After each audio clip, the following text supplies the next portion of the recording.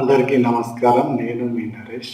Okay Telugu స్వాగతం. Champions trophy కోసం టీమిండియాను 15 మంది సభ్యులతో కూడిన జట్టును తాజాగా సెలెక్టర్లు ప్రకటించారు.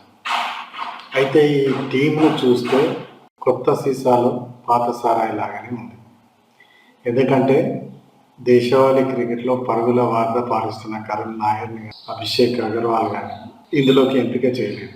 టీమిండియా తుది జట్టులో ఇదివరకు మనం చూసిన పాత క్రికెటర్లను ఫామ్లో లేని వారిని ఎంపిక చేయాలి. బ్యాట్స్మెన్గా రోహిత్ శర్మ, శుభ్మన్ గిల్, శ్రేయస్ అయ్యర్, యశస్వి జైస్వాల్, రిషబ్ పంత్ను తీసుకున్నారు. ఆల్రౌండర్గా హార్దిక్ పాండ్యా, వాషింగ్టన్ సుందర్, అక్షయ్ పటేల్ని ఎంపిక చేశారు.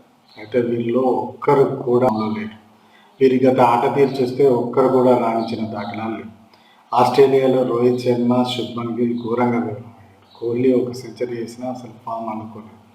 యశస్వి ఒక్కడే కాస్త రాణించాడు. ఇక శ్రేయస్ అయ్యర్ ఎంపిక సరైంది, ఎందుకంటే దేశవాళీలో వరుస సెంచరీలు చేశాడు. మొత్తంగా చూస్తే ఈ టీంను చూస్తే మాత్రం అందరూ పాత వాళ్ళే ఉండడం, పెద్దగా ఫామ్లో లేకపోవడంతో ఈసారి కప్పు ఇండియాకు వస్తుందా రాదా అన్న డౌట్ అయితే ఉంది.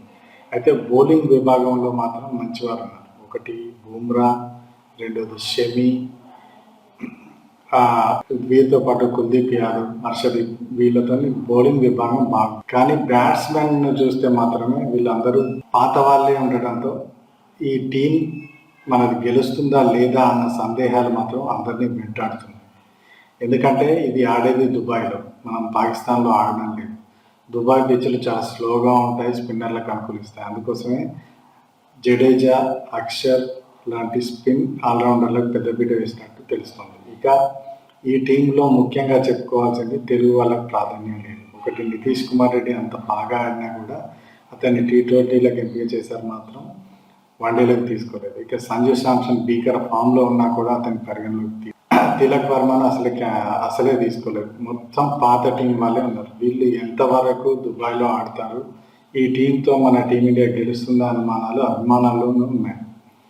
మరి రోహిత్ శర్మ, అగర్కర్ ఎలా వీరిని ఎంపిక చేశారు, అసలు ఫామ్లో లేని వాళ్ళు ఛాంపియన్స్ ట్రోఫీని గెలుస్తారా లేదా అన్నది వేచి చూడాలి.